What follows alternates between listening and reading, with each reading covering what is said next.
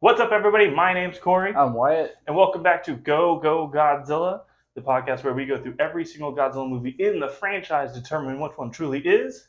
King of them all. And today, plans have changed. Last I spoke to you guys, I said we were going to cover Godzilla 1954 next and have a couple bonus videos in between. And then as soon as I uploaded Godzilla vs. King Kong, literally, I got the notification on my Surprise! phone. Breaking news.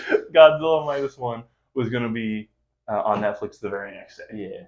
So, and I literally have the text, I think, to him of exactly my quote was, "Motherfucker, Godzilla Minus One is out tomorrow. We need to record." And it was all in caps. Every letter was in caps, as it should be, because it's an amazing movie and it deserves its attention, our attention, right now.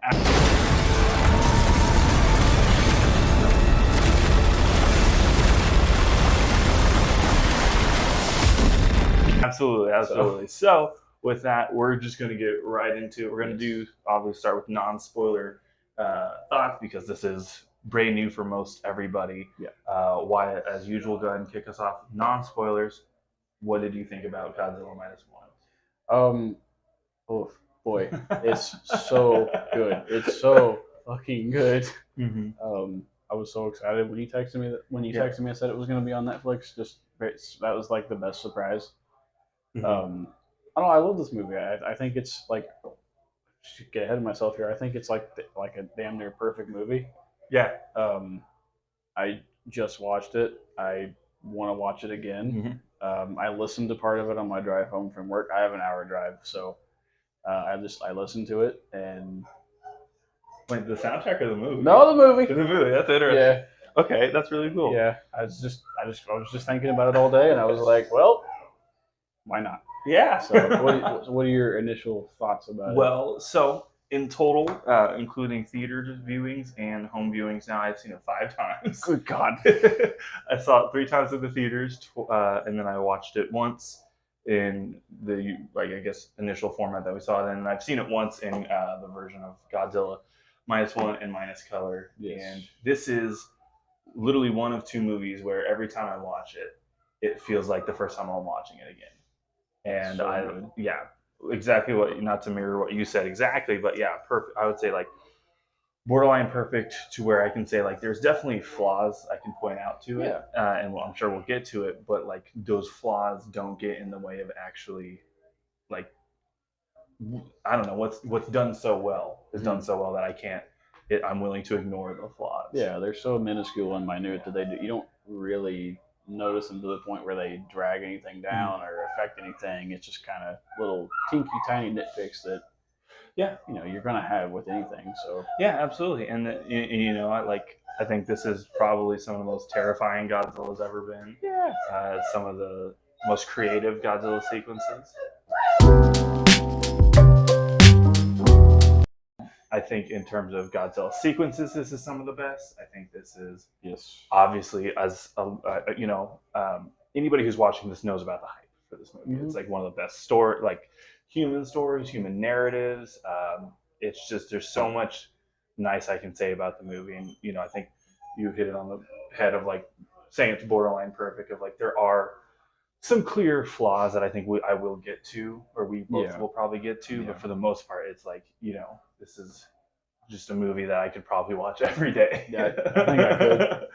Excuse me, I think I could honestly watch it every day. It's so much fun, and it can like stand on its own, even if there wasn't any Godzilla in it. The cast and the story in the movie is it's so good that I'm so engaged with them and I care about these people. Yeah, that I would happily watch a story just about them, just it being like a post World War II story, and I think it would be a great movie.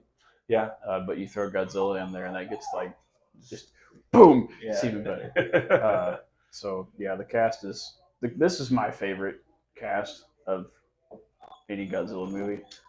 Okay. So yeah, I don't blame you. Absolutely. There's one other cast that I could think of that I might like as much, but it's more of nostalgia, and I think, and I'll maybe save that for that video. But I think we're all very excited to find out which one that is.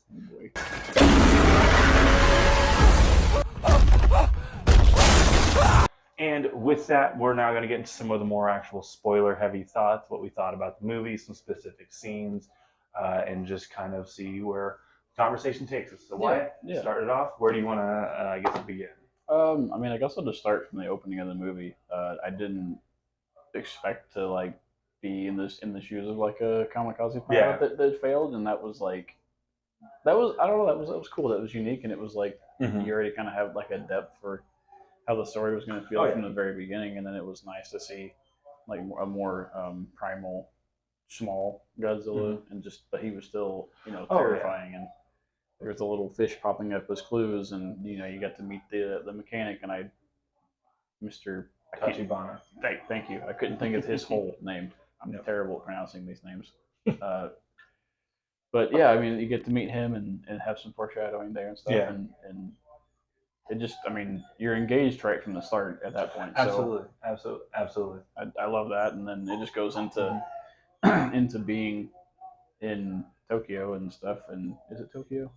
It's the area of Tokyo, yeah. Yeah, okay, Yeah. that's what I thought. Which one thing I do want to give a shout out to the opening scene is not only the opening attack of Godzilla. I think that was such a great I guess Godzilla Saurus form is what he's been called in previous movies. But I love that opening interaction of the Tachibana kind of calling him out of like, hey, we looked at your plane. There's nothing wrong with it. Like pretty much being like, we know like what you're doing, dude. Like you're not fooling anybody. And then but immediately having the juxtaposition of one of the other engineers like going out of his way to be like, hey man, I get what you're doing. Like I don't blame you. Why would you want to die for this at this point? And I thought that's a really cool, great way to start. Like literally introduce the actual problem, the primary conflict of the movie. Yeah. Really, and then you get obviously again the awesome attack of the Godzilla coming out of nowhere, and like immediately we're getting to see the full scale of what he is at that point, which is such a great teaser for like what he's going to become later in the movie. Yeah. And it's truly terrifying because this is also the first time you really see, in my experience, in my memory, that you really see Godzilla like straight up eating people. Yeah. Like there's definitely with a lot of the movies dealing with Godzilla being like the hero, they don't really like to show that too much. Right. I thought that was a really good way to set the pace of like this is not a Godzilla who's our protector or our the defender of Earth. This is a monster who lives amongst us. Yeah, it's a very horror-esque start to the movie, and they did a super good job with it. Like his roar is intimidating, and it has a really like unique sound to it. Like it's very, I don't know if guttural is the right word, but it has like a loud feel to it at the start, and then it kind of goes into like that classic. I don't know, the tail of his roar has that like classic Godzilla sound, and it ties together nicely. And weirdly, the word that comes from me is rough. It's just there's a something rough about it, and it's awesome. It's great. Which then leads us to the kind of scene you were talking about as well, we also get the awesome boat scene. This is the problem with this movie. There's so many scenes. Anytime we were going to talk about the next scene, we're going to be like, don't forget about this scene. Yeah. So we're going to try not to do that. I know some of our reviews have gone long here. So, but, the boat, then you immediately get the scene of the boat of Tachibana, like, handing off the because we left out the awesome moment of, Tachibana tells Shikishima to man the 2020 guns. I don't remember if it was a 20 millimeter or a 30 millimeter. I think it was 20 millimeter because there's a 30 on the boat. Yeah. So he tells him to man the gun on the plane and try to kill Godzilla, and Shikishima freezes and isn't able to go through with it, and then this kind of results in the engineers dying. They don't make it clear. They actually never really make it clear if that would have really killed Godzilla at the time, which I kind of love that. Yeah, I mean, I kind of have to feel like it wouldn't have, because like he was so close, he could have just like knocked the plane and spun it, or I mean, I don't think it would have made much of a difference. And like had he started shooting, then those guys in the trench might have started shooting, and they all might have just died. Yeah. But this leads to the awesome moment of like Tachibana confronting Shikishima on the boat and throwing the photos of the dead engineers on the ground and saying, this is all on you. Yeah. Which is just a great, as Shikishima is still trying to work through what's happened the night before, and immediately being confronted with like these deaths are your fault is, I think, just a a lot of really powerful imagery right off the bat in this Yeah, movie. and that's all right. I mean, that's coming off the heels of like him already feeling like a failure and a coward for not going through with being a kamikaze and Yeah, helping in the war effort. yeah. And his whole country and his country folk, men, whatever you want to say, Hmm. are none of them are going to respect him when they find out what he did. And as as you see throughout the Well, movie, and like, that, but that's the thought that none of them are respected. Uh, yes, that's you, his fear. you know, And it is true in some cases, yeah, but not like you pointed out. It's not in every case. yeah, So he just keeps having like he's it's just one thing after another that he's had had thrown on him all in like one night, one day, yeah, essentially. So yeah. And then this leads into the very next scene, which is actually honestly probably like one of my favorite scenes in the movie. It's like tied with one like it's like a two-way tie for my favorite scene of when he arrives home to find that his in the fire bombings of Tokyo, like his home has yeah, been completely destroyed and his parents unfortunately with it. yeah, He then runs into his neighbor who I can't forget them. I can't remember her name for the life I of me. can't either. But which is terrible because she's actually probably my favorite character in the She's a movie. great character. And she immediately is like, you get the scene of she's immediately elated to see him because you got to think you find out her husband and her children were also died in the bombings, and so you have to think she at first is just incredibly excited to see somebody that she knows alive, but then immediately puts it together of like, wait, you were supposed to be Yeah, leading into what you're talking about of like immediately not only putting the death of these men on him, she's putting the death of her family on him too. yeah, Of like, yes, my family would still be alive if people like you did your job. yeah, And yeah, it's such an incredible scene, and like she does, like the actress plays it so well yeah. of having that turn so quickly, and it's just that this was the scene that I actually, which is funny because it was immediately after a great Godzilla tag. I forgot this was a Godzilla movie in this scene. Yeah, I mean, you kind of do, honestly. Like, Yeah, it has so much depth to it just in those first few opening scenes as just a war story or just yeah, a story of humanity and like a different culture. And that's I don't know. mhm. I would love to have seen. I don't know. Not that it needed to be a series, but like I could have watched more of just their human Yeah, interactions and stuff together. And yeah. as the city tried to rebuild. And then on a quick side note, I think it's kind of interesting that they did use the fire bombings because Hmm. those weren't those were never something that like I heard about growing up. Like Yeah, I didn't yeah, learn about those until the last couple of years and how awful they were. So it was kind of cool that they yeah. got some not spotlight. I don't think that's the right word, but that they got some acknowledgement. Yeah, So yeah, especially that's definitely a part of the history that we don't hear as much, yeah, and it is interesting to look at this like, you know, I don't know if like growing up in America, we hear so much of literally we always hear so much of our side of it of yeah, like through yeah, like yeah, family members and like history classes and stuff like that, and it's very interesting like. This is a lot of people I've seen compare this to Letters of Iwo Jima, showing the other side of the conflict, and again, this all creates a lot of really interesting and like powerful imagery hmm and subtext yeah. that I enjoy. Yeah. So yeah, moving forward, the movie goes into that like kind of mon not montage, but that little building of a family that starts Mm-hmm. happening.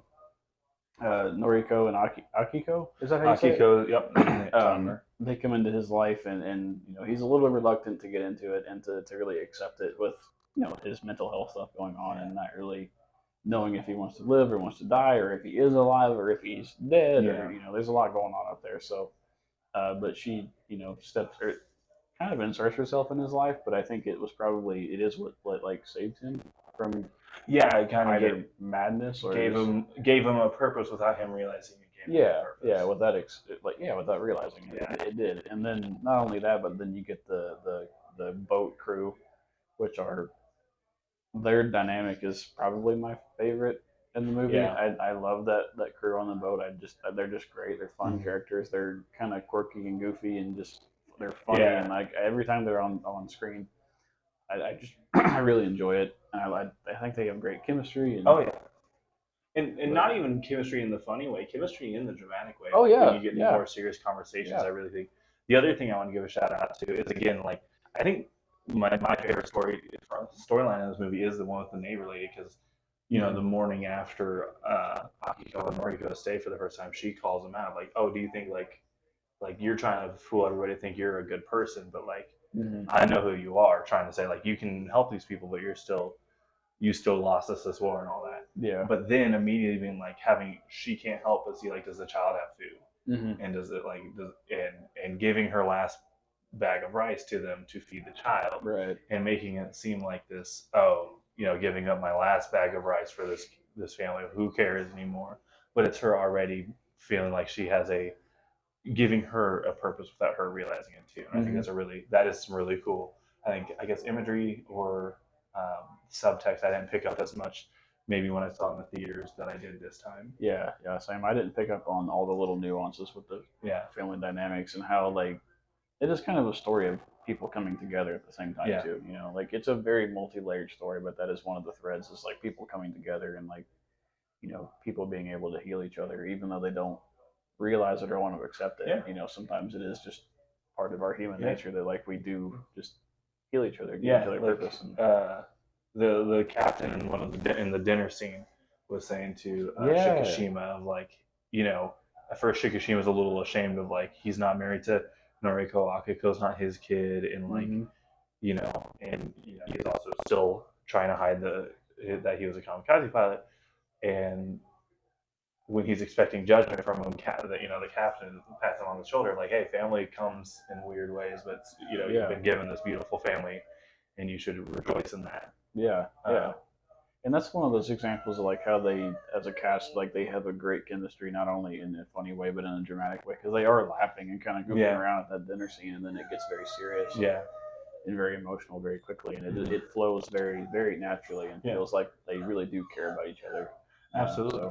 Absolutely, and again, like we'll go back to some of the boat scenes now. I love those scenes I love that crew, especially like, you get the captain and the professor, doctor, and then you get the kid. I love all that juxtaposition of like Cap was in the wars, Doc was a naval officer, so like he was fairly high ranking and assuming during the war fairly important, but like they're all now post-war all on this wooden ship working the same menial labor job, and it just is a great, I think, more just great subtext imagery and like really, I don't know, put you in their world. And there's even another thread with that crew itself is like everyone but the kid, they all were in the war in some capacity, and he wasn't, and feels like he should have been, and they're all like it's not that great. Like it's okay that you weren't. Like it's okay to be proud that you weren't part of that. And it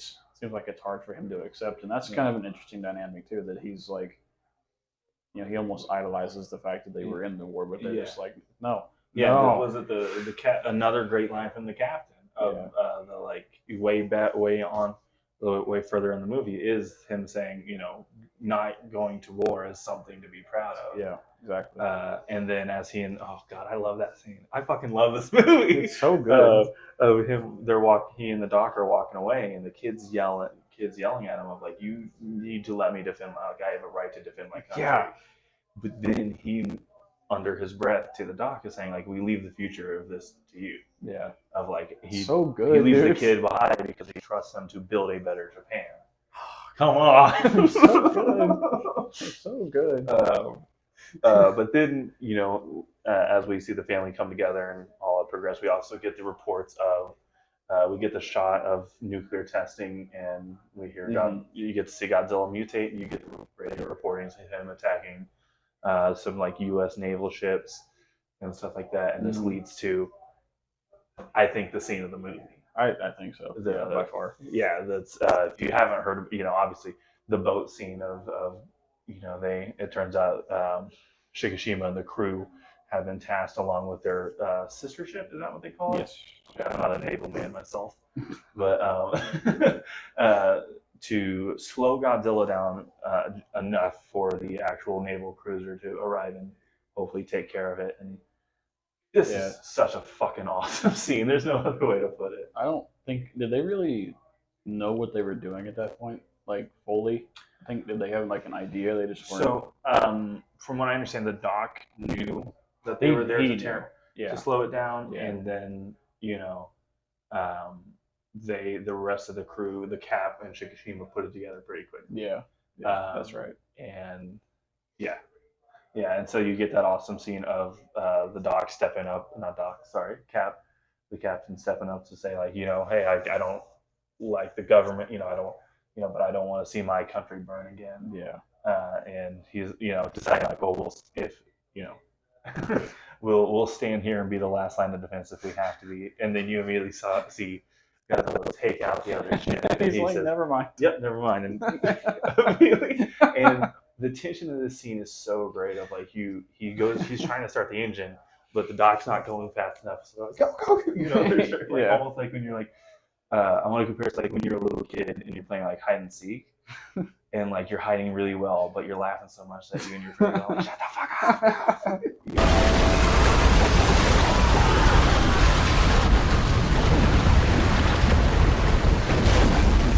It's the exact same feeling, and there's so much great tension in the scene as you see Godzilla just like they're literally just barely like it's almost like Godzilla's toying. Mm-hmm. Yeah, he's just kind of like not like a cat with his food, but like he is just kind of like chasing his food around, Yeah, and to be fair, like I don't know if it was that like well, I was gonna say he didn't attack him unprovoked, but he attacked the other ship fairly unprovoked, so that's not a good example. But yeah, and then you get like that awesome shot of them finally doing it. It turns out the Japanese government wanted them to use the mines that they've been picking up for the weapons to stop Godzilla.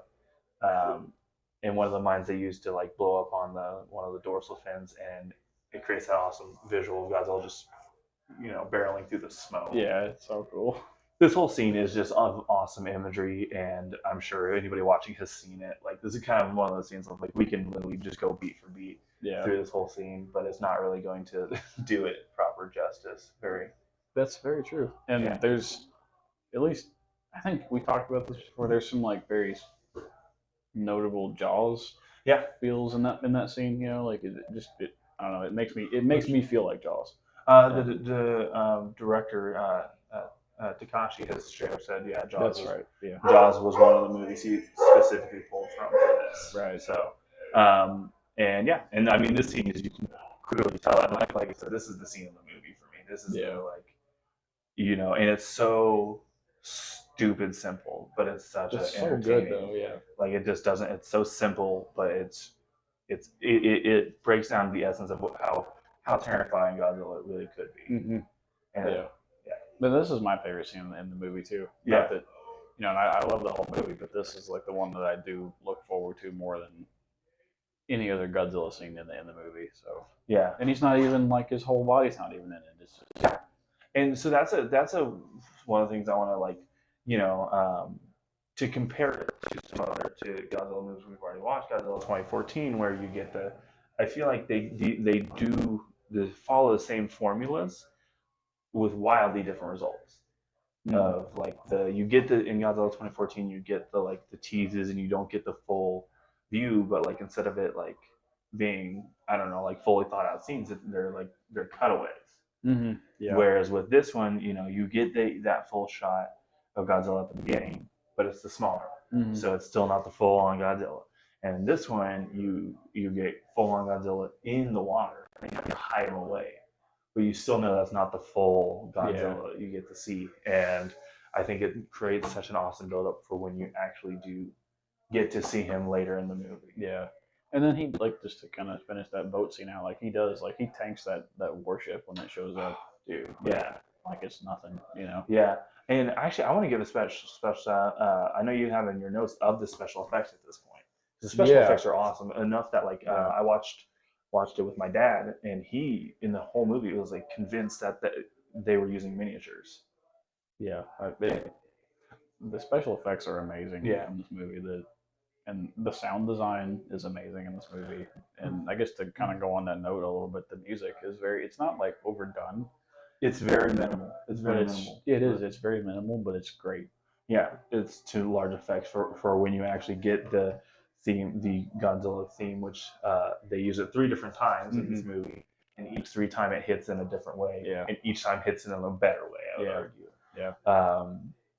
So this is after this scene, which yeah, after this scene we kind of get more of the Shikishima recovering from like he suffered a concussion on the boat, and you get him kind of recovering and dealing with what has happened, and he and Noriko end up getting in a have this awesome scene together where she finally calls him out of like, you've been taking care of us for 3 years. We've been here for 3 years. You still don't let me in. What's and this is where you also get that awesome scene of him looking at the envelope of like the engineers and wondering if like if he can like, oh wait, hold on, are you guys gonna let me have this? Like, can I live a life? Yeah.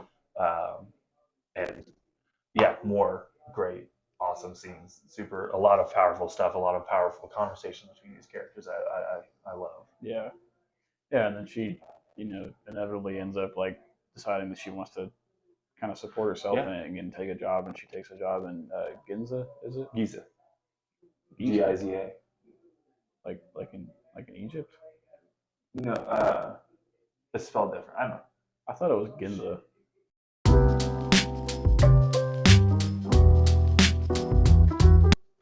So yeah, and that's kind of when she goes to get her job and decides that she wants to support herself, and just kind of stands on her own a little bit because he's not really like he let her in a little bit, but he's not committing to what she wants in life the same way that he's not committing the same way that she wants to be committed. Yeah. So she's like, okay, I'll just stand on my own and Yeah. do my own thing and kind of do that. And so that she goes to Ginza and gets a job as I don't remember what exactly, but anyway, she goes and gets a job, and that then leads to the attack in Ginza.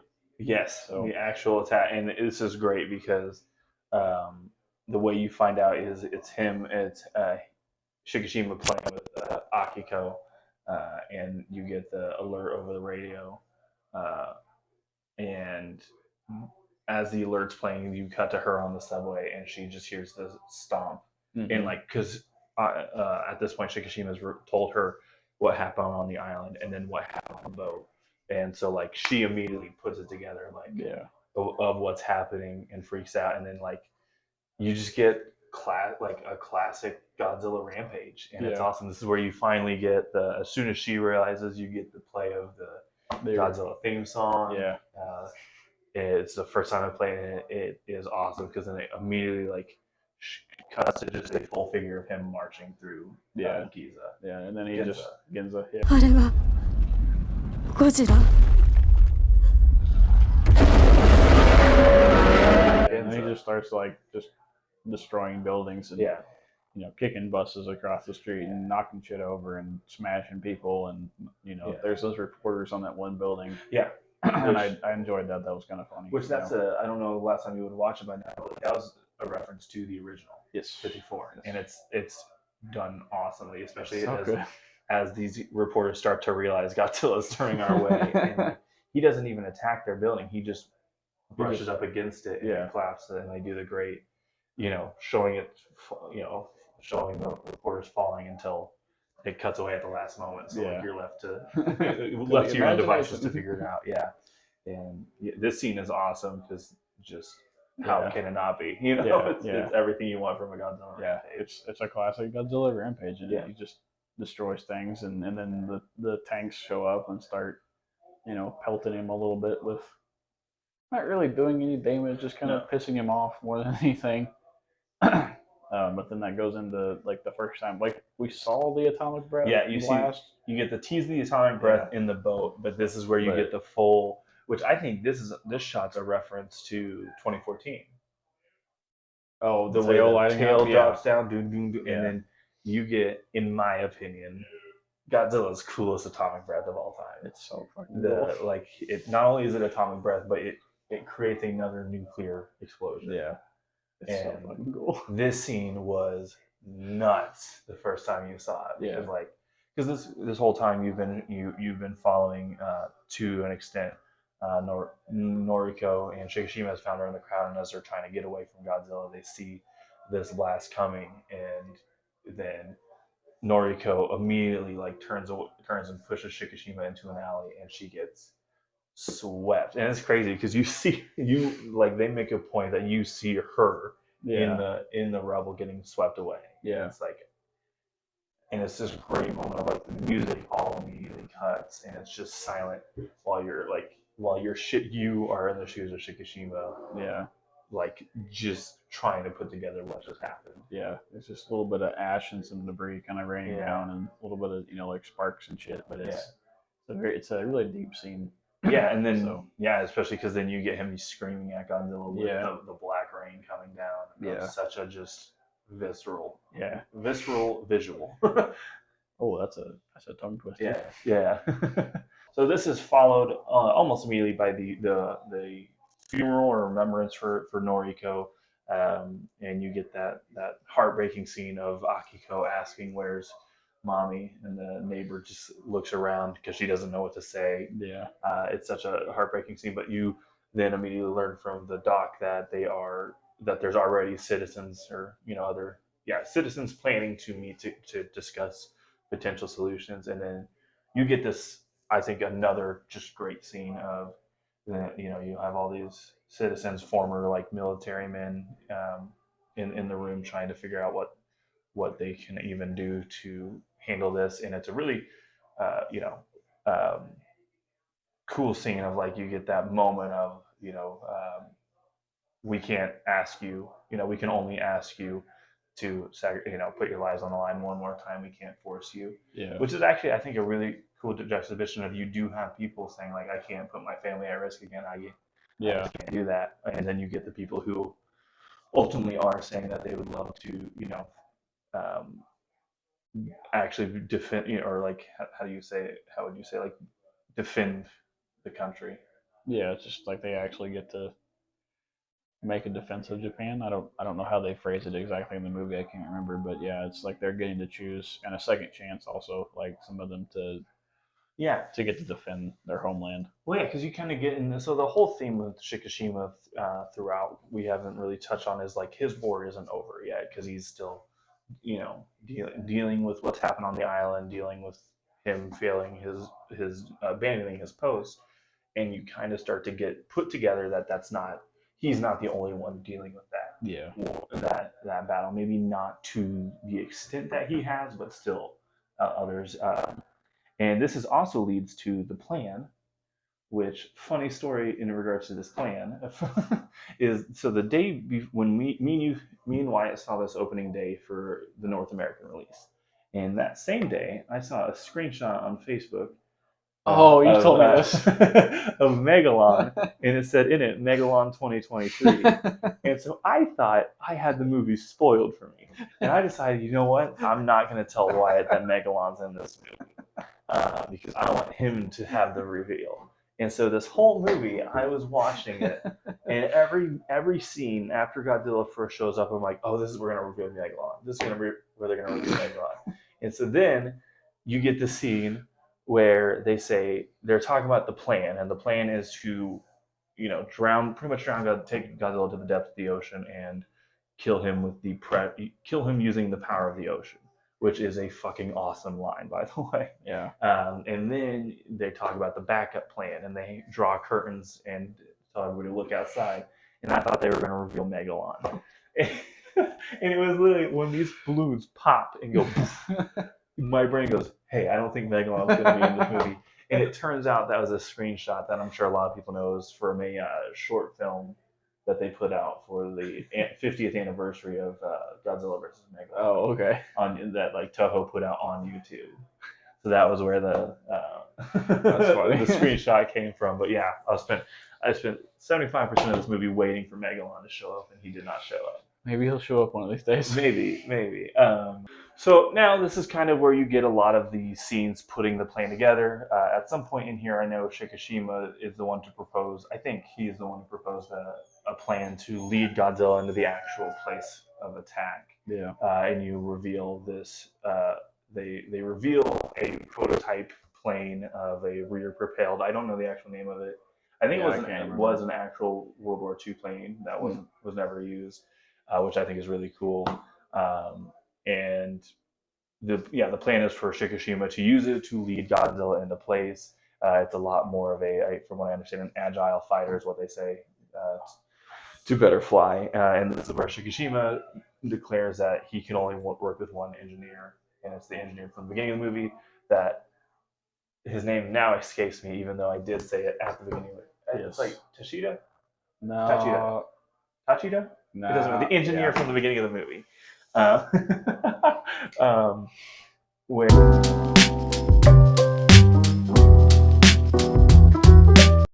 he eventually tracks him down by literally just sending um, letters to every single one, every known address he's ever had, Yeah, saying that the island was your fault right. and you caused all this. And there's also obviously other scenes. I think we spoke about the dinner scene where Captain confronts Shikishima of why did you not marry her, Oh yeah, and saying that he didn't do enough for Noriko, which is a heartbreaking yeah, scene. And this is when you get the awesome scene of them finally putting the plan together while the Shikishima and the engineer are working on the plane to finally put it together and get ready for the final attack. yeah, yeah. And he has the sneaky little lever Yeah. thing that they cut away before he tells him what everything does. So kind of leaves Yeah. you with some suspense in Yeah. that scene as well. So Yeah, and then you get the awesome speech from the doc who actually ends up sending most of the people who had volunteered to help away because he said, in his speech saying that Japan, has been cheating life, treating life too cheaply, and going down the list of like, um, poor supply lines leading to starvation and sickness, and then the kamikaze pilots and pretty much sending anybody but bare essential uh, personnel, bare essential personnel away because he says go be with your families and we will do what we can to stop this. Because yeah, I like that even then they do reinforce throughout this whole portion of the movie that like the plane they don't know it's going to work. yeah, They like this is I love that this another thing I love about this movie is it is the opposite of the legendary series, and I don't want to like put the legendary series to down to like raise this one up just because I still do love the legendary series. I think Yeah. it does a lot well, but like this where the legendary series did everything they could to like over explain and like everything Godzilla does in that movie, they go, oh, he's doing it, Godzilla's Yeah. eating his lunch right now because this is when he's the most primal, right? right, yeah, Like they over where this one, like they very clearly from the jump of they don't understand Godzilla, they don't know where he comes from, and they're Yeah. doing their best to like figure put together, and I love that kind of I don't know. I just think it's a interesting juxtaposition. Um, and yeah, this leads to the final battle scene, essentially there, where they lure Godzilla using his own roar to the spot of attack, and you get the launch of the plane. And where I guess where do you want to start with all this? Yeah, I mean, Godzilla does kind of come ashore like before they were ready Mhm. to launch the boats, launch the ship Yeah. and stuff. So that then they have to use the plane to redirect him, and there is a little bit of destruction. And there's he walked through like a small little settlement, and I hope to God he didn't kill a dog because there was a dog. There's a barking, dog sound, yeah, and it stops. and it stops, and that's like, it oh no. stops. I remember, oh no. every time I forget about that dog sound, and then I hear it again, and I'm like, why? Yeah, why? Why was that necessary? Yeah. But yeah, then they lead him back out to the ocean into the trench where they're gonna try to drown him, and they wrap him up in the cage. The poor dog. That poor. Yeah, it's. But anyway, yeah, they get him wrapped up in the cables, and this is, I believe, after he's already used the atomic breath one time, and then they Yeah, realize so they have a few seconds for him to regenerate before he can use it again. Yes, because he. So like they had a decoy ship Yes. out in the distance. Yeah. To use that, and I think the decoy ship is the one that had the signal Yeah. strapped to it. So and then this is where you get the second usage of the Godzilla theme song. Yes. And this is exactly what I'm talking about. Like I don't know, like because I'm not very musically educated. You're the one who was in band, so you were the expert. Literally for seventh grade. 7th or 8th grade, and I played the trombone Yeah. poorly. But yeah, but there's something that they do about it differently in this scene that is like there's something more triumphant about it as like the Yeah. plan starts coming together and they're yeah, like and the ships take off, and the Yeah. tempo is up, and it's a lot more. It is a lot more triumphant. Yeah, Dude, it's yeah, you talk about the Bear McCreary soundtrack. You run through a wall. This is the one that I'm like. I mean, this will do it too. I would fight Godzilla to this song. Yeah, this is, and it's used so well. Like it's used so well, and I love this. Like it's such a. I do love that it's like not. It's not the oxygen destroyer. It's not another monster. Yeah. It's just them using their Yeah. the tools at hand and what they could do. Yeah, I like that a lot. And this is such a like because the plan boils down to like they're gonna tie him up and then push him under the water.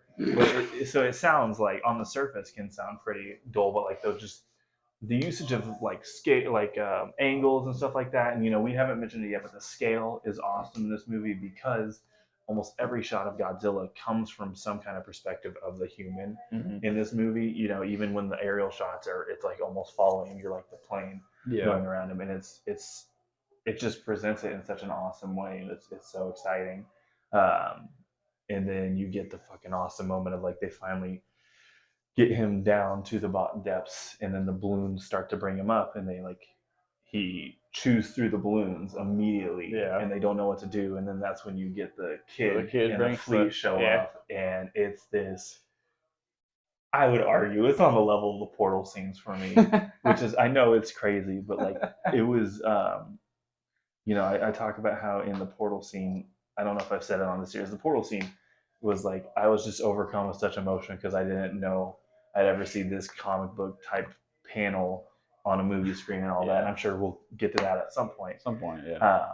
But this was the same feeling because in this moment when the kid shows up and that fleet of boats show up, yeah, it's so cool. I was just overcome with emotion because I didn't know a Godzilla movie could get me to this levels of of genuine investment into the humans, and excitement for the humans to show up. Well, it's almost like you are like normally in a Godzilla movie, like you root for Godzilla, even if humans aren't necessarily like annoying. Like you want to see him all the time. You want to see him destroy stuff, and if he kills a few of them, okay. But this time, like in this movie, like you are rooting for the humans in this movie. And it's such an awesome scene. So eventually, they finally do get him pulled up to the surface, and because of the rapid pressure and temperature changes, he's freezing up, and it's this awesome shot of like it still isn't enough to stop him, and as he's freezing, he's charging another atomic blast, and like you see everybody for a moment accept their fate, so like they did what they could, and like they're just ready to go. And then you get that moment of Shikishima driving the plane right down his throat. And blowing it up, and it's just awesome because like it was not revealed earlier that there was an injection sheet put into the plane. Then you get this awesome moment. You get the cut back immediately as Shikishima's in the parachute. Like you feel in the movie theater. I remember feeling the relief. I did too. Of like you kind of knew that's what they were going for, where they were going with it, but you were like, please give us a happy ending. Please give us a happy ending. And then you get the happy ending of like Shikishima coming out on the parachute, and it cuts to him and the engineer who finally tells him like, for the sake of those engineers that have died, live your life so that you can, make good on what. Well, and then I think he saw a picture of Aki. I always mess her name up. Akiko. Yeah, he sees a picture of her in his little pamphlet of pictures, and then a picture that she had drawn of their little family and stuff. And I think that kind of allowed him to like forgive. Yeah, because he sees that he's been carrying the photos of the engineers with him ever since that boat, and then realizes he has a family he'd be leaving behind at this point. And it's such a great moment, and this kind of leads to the end of the movie here, where you get the reveal of Akiko. No, Akiko was alive the whole time. Noriko, which turns how did they talk before phones? What is that? Telegram? I telegram. guess. Yeah. They get a telegram that the neighbor gets a telegram that Noriko is alive after she just gets a note from Shikishima Yes. that Yeah. take care of Akiko, and he leaves her, the neighbor, all his money, which is another great scene because she realizes this is partly her fault of how hard she's been on him. And Yeah. that's how I interpret it. If that's not what was meant, I don't give a shit. And pretty much she confronts Shikishima at the dock, and like it's a reverse of their first interaction. Of she shoves him and but hugs him and is happy to see that he's alive. And gives him the telegram, and they immediately run to the hospital. And ta-da! Surprise! Noriko's Noriko. alive. And yeah, this is pretty much the end of the movie. You get a little glimpse of her behind, not her behind, the back of her neck. You get the back of her neck, and you see like a little black creeping up the back of her neck. So you see the back of her neck, and it's you see like a little. Did you catch that? Like the little blackness, like creeping up the back of her neck. I don't think I did actually. Oh. Okay, well, there's a little bit of blackness creeping up her neck. I don't know if it's creeping up or going away, but yeah, it's like a little mark that's like moving on her back, and some people are like that's a tease for the next sequel, but I don't know what it means. So. Yeah, I don't know what. Like, is it venom? What does that mean? I've seen a couple different theories of like that she like somehow got Godzilla's healing factor from the radiation, or that some kind of like Biollante thing. I just saw one Facebook comment say Biollante, and I latched onto that one. I mean, that would be cool. That would be cool, but which fun fact? That's actually one of the Godzilla movies I haven't seen. Yeah, I remember you told me that the other day. Yeah. That's right. I didn't know you hadn't seen that one. Yeah, I've only seen it once. Cool. Yeah. So that is the plot of the movie. Wyatt, any last wrap-up thoughts before we rank this?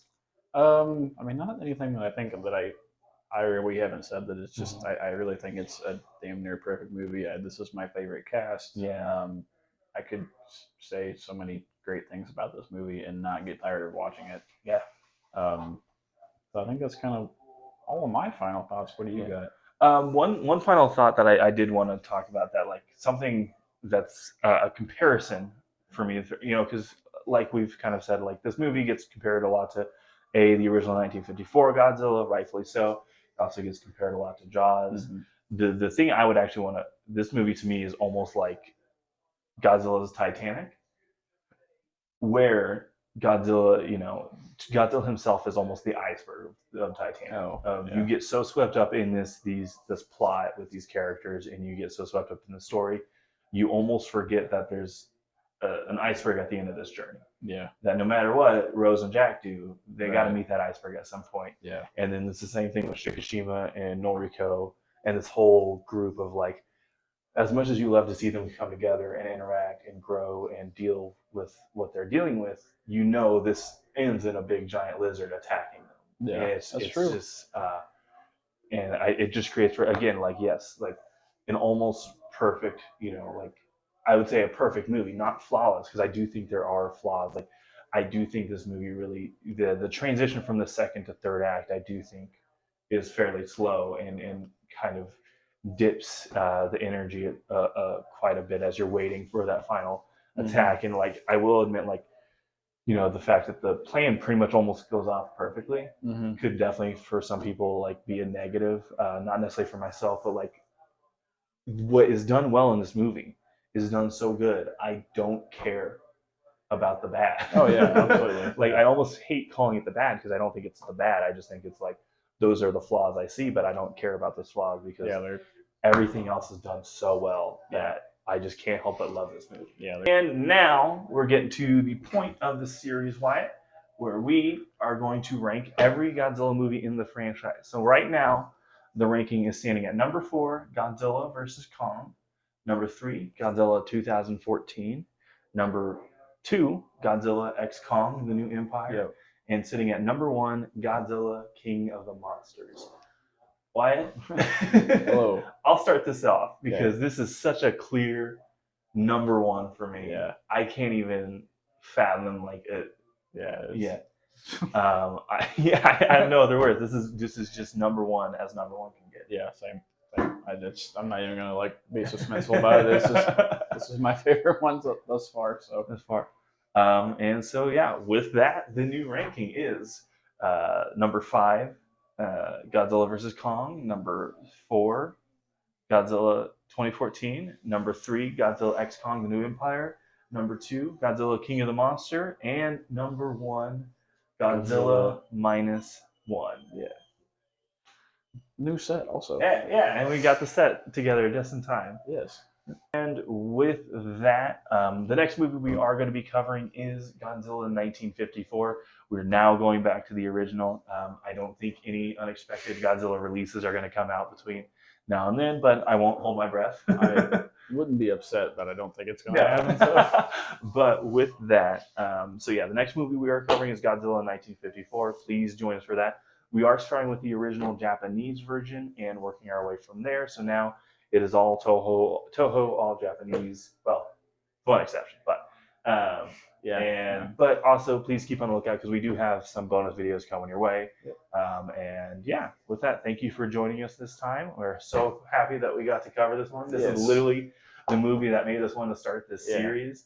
And yeah, my name is Corey. I'm Wyatt. You guys have a good rest of your day. Thank you.